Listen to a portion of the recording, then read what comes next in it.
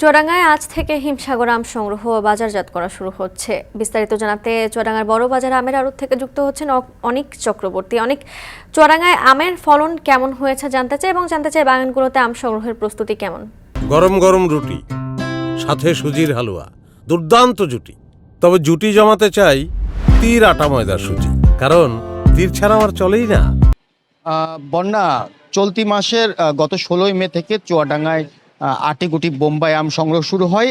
আজ কিন্তু আসলে হিমসাগর আম সংগ্রহ হবে। আজকের পর থেকে বাজারগুলোতে হিমসাগর আম সংগ্রহ আম পাবে ক্রেতারা।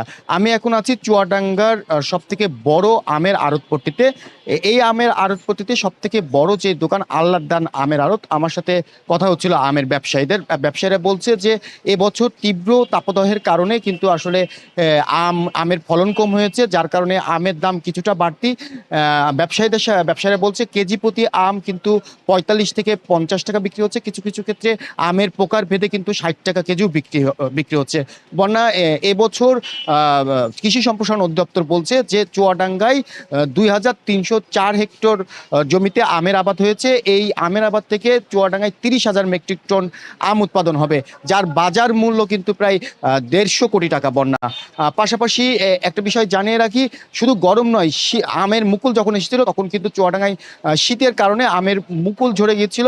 পরবর্তীতে তীব্র তাপদাহের কারণে আম শুকিয়ে যায়, যার কারণে কৃষি সম্প্রসারণ অধিদপ্তর বলছে যে প্রতি হেক্টর জমিতে কিন্তু 1 মেট্রিক টন করে আমের উৎপাদন কম হবে, যার কারণে কিন্তু এবছর আসলে চুয়াডাঙ্গাতে আমের উৎপাদন কম, যার কারণে ব্যবসায়ীরা কিন্তু আমের দাম কিছুটা বৃদ্ধি বলছে। বন্যা চুয়াডাঙ্গা থেকে যুক্ত ছিলেন অনিক চক্রবর্তী।